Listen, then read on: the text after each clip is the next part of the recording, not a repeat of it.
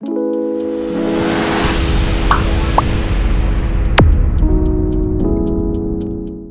विद्यार्थियों, कैसे हो आप? आशा करता हूँ आप बहुत अच्छे होंगे। तो आइए हम आज का पाठ प्रारंभ करते हैं। हमारे पाठ का नाम है ऋतुराज वसंतः, पाठ 6।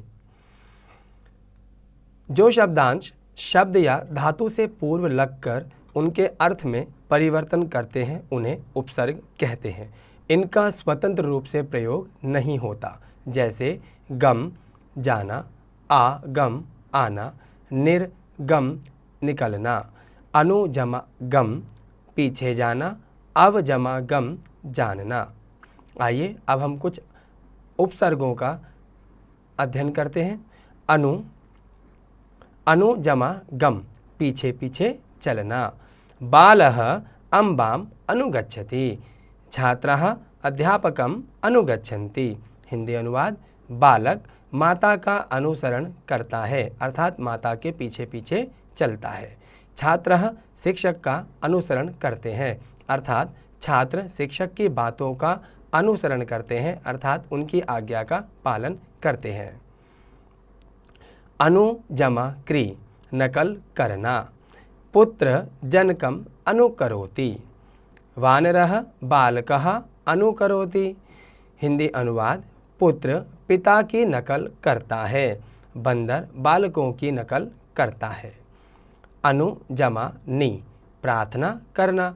भक्तः देवम अनुनयति, चोरः सैनिकम अनुनयति। हिंदी अनुवाद: भक्त भगवान को मनाता है, चोर सिपाही से प्रार्थना करता है। अनु जमा भू अनुभव करना। पुत्रम दृष्ट्वा माता सुखम अनुभवति, जनाः पर्वतेषु सुखम अनुभवन्ति। हिंदी अनुवाद: पुत्र को देखकर माता सुख की अनुभव करती है, पहाड़ों में लोग सुख अनुभव करते हैं, अर्थात सुख महसूस करते हैं। अनु जमा श्री पीछे पीछे चलना।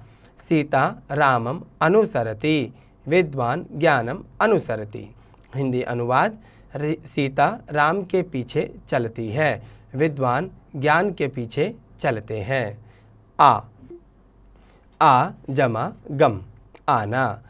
छात्राः विद्यालयम् आगच्छन्ति, जनकः आपणात् गृहम् आगच्छति। हिंदी अनुवाद: छात्राएं विद्यालय से आती हैं, पिता बाजार से घर आते हैं। आ जमा नि लाना। माता पुत्राय जलम आनयति, सूर्यः प्रकाशम आनयति। हिंदी अनुवाद: माता बेटे के लिए पानी लाती है, सूर्यः प्रकाश लाता है। उत जमा स्था उठना। नेहा अध्यापिकां दृष्ट्वा उत्तिष्ठति, लोलुपः धनं दृष्ट्वा उत्तिष्ठति। हिंदी अनुवाद: नेहा शिक्षक को देखकर उठ जाती है, लालची आदमी पैसा देखकर खड़ा हो जाता है। उत जमा पत अर्थात उड़ना। वायुयानम आकाशे उत्पत, आकाशे खगाः उत्पतन्ति। हिंदी अनुवाद: विमान आकाश में उड़ता है, पक्षी आकाश में उड़ते हैं। उत जमा ह्री उद्धार करना। ज्ञानम जनान उद्धरति, ईश्वरः भक्तान उद्धरति। हिंदी अनुवाद: ज्ञान लोगों का उद्धार करता है, भगवान अपने भक्तों का उद्धार करते हैं। अव उपसर्ग। अव जमा त्रि उतरना। वायुयानम धारायाम अवतरति, चंद्रकिरणाः आकाशात् अवतरन्ति।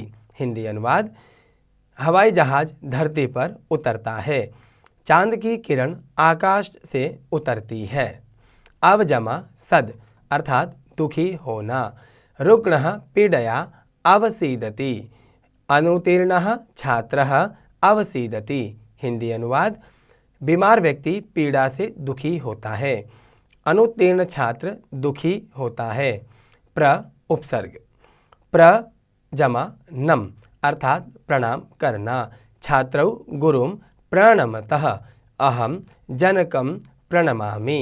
हिंदी अनुवाद: दो छात्र गुरु को नमस्कार करते हैं, मैं पिता को नमस्कार करता हूँ।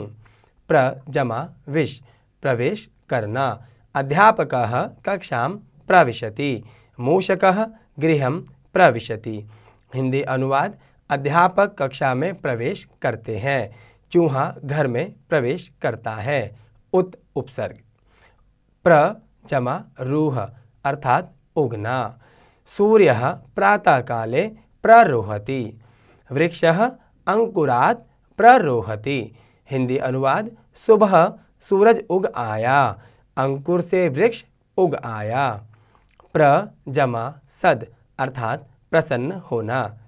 मधुरं वचनं श्रुत्वा जनाः प्रसीदन्ति। अहं मित्रैः सह प्रसीदामि।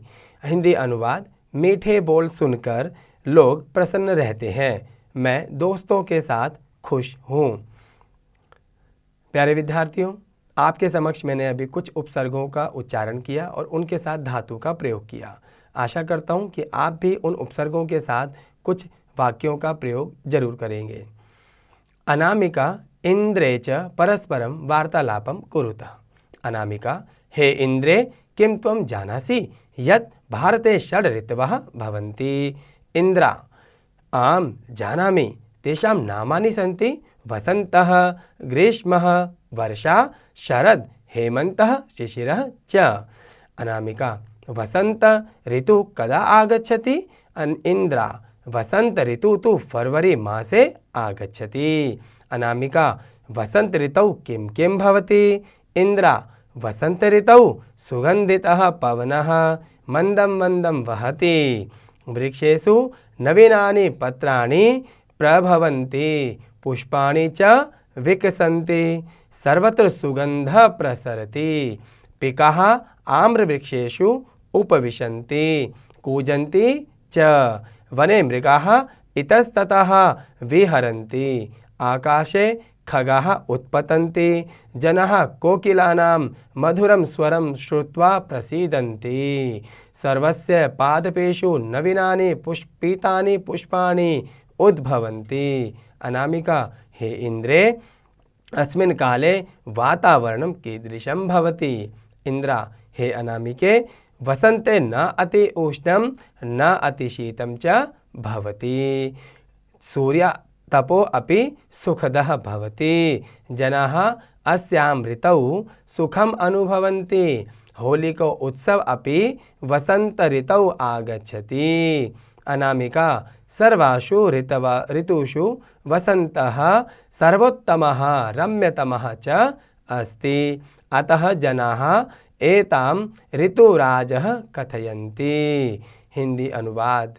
प्यारे विद्यार्थियों, अब हम इसका हिंदी अनुवाद करेंगे। अनामिका और इंद्रा एक दूसरे से बात करती हैं। अनामिका, हे इंद्रा, क्या तुम जानती हो कि भारत में 6 ऋतुएं होती हैं? इंद्रा, हाँ जानती हूँ, उनके नाम हैं वसंत, ग्रीष्म, वर्षा, शरद, पतझड़ और शिशिर। अनामिका, वसंत ऋतु में क्या क्या होता है? इंद्रा, वसंत ऋतु में सुगंधित हवा धीरे धीरे चलती है, पेड़ों पर नए पत्ते आ जाते हैं और फूल खिलते हैं, चारों ओर खुशबू फैलती है, कोयलें आम के पेड़ों पर बैठती हैं और कूकती हैं, जंगल में हिरण इधर उधर घूमते रहते हैं, आकाश में पक्षी उड़ते हैं, लोग कोयल की मधुर आवाज़ सुनकर प्रसन्न होते हैं, सभी प्रकार के पौधों पर नए फूल खिलते हैं। अनामिका, हे इंद्रा, इस समय वातावरण कैसा है? इंद्रा, हे अनामिका, वसंत ऋतु में ना तो अधिक गर्मी होती है और ना ही अधिक ठंड, सूर्य की गर्मी भी सुखद होती है, लोग इस मौसम का आनंद उठाते हैं, होली का त्यौहार भी वसंत ऋतु में आता है।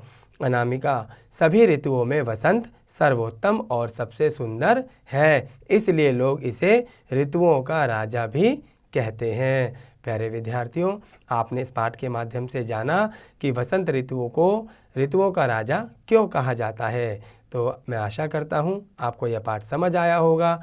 आप भी अपने स्तर पर इस पाठ का भावार्थ और हिंदी अनुवाद जरूर कीजिएगा।